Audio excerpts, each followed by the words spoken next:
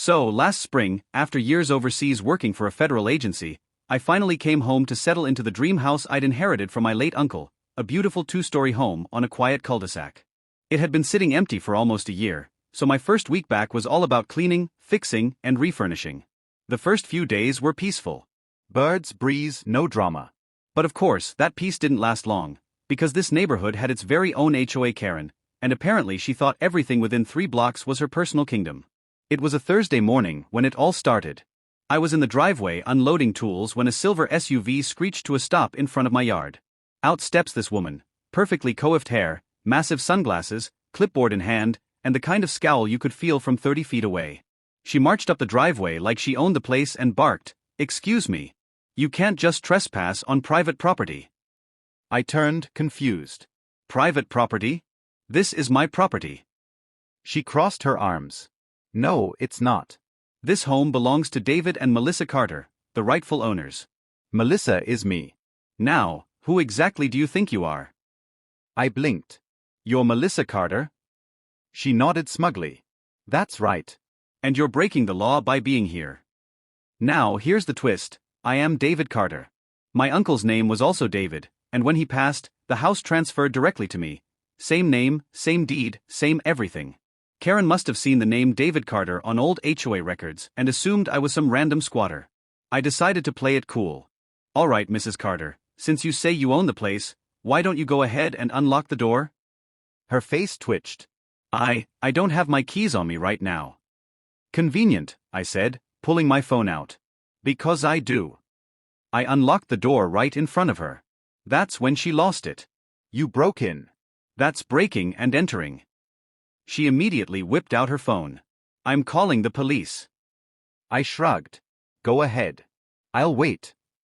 5 minutes later, 2 patrol cars pulled up. Karen ran to them like she'd just survived a hostage situation. Officers. He's trespassing in my home. He threatened me. The officers approached me. Sir, we got a call about a trespasser. Before they could finish, I smiled and said, I'm actually the homeowner. Wie Gott sei die dreit hier. I handed them the official county record, notarized, stamped, and clearly listing David Carter as the legal owner. One of the officers read it, then looked at her. Ma'am, this says the house belongs to him. Karen stammeret. No, that's impossible. I've lived here for years.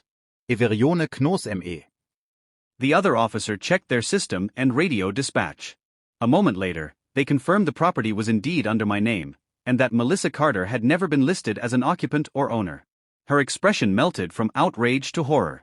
This must be a mistake. I calmly said, the only mistake is you claiming to live in my house. The officers then asked her for ID.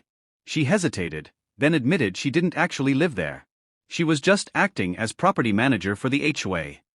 Turns out, she'd been telling new residents she supervised vacant homes to keep the community safe, but in reality, she was using them for her own side hustle, short-term rentals. You read that right. She'd been listing other people's homes on a vacation rental site.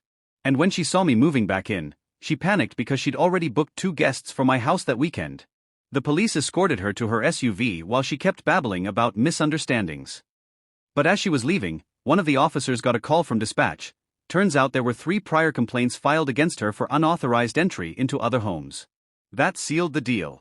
She was cuffed on the spot for trespassing, fraud, and attempted property theft. When they read her rights, she glared at me and screamed, "You'll regret this, David. You're ruining my business." I just smiled. No, Karen, you ruined it yourself. Later, one of the officers called me and said she'd confessed to renting out at least 4 vacant homes in the neighborhood for maintenance funds. She Eve.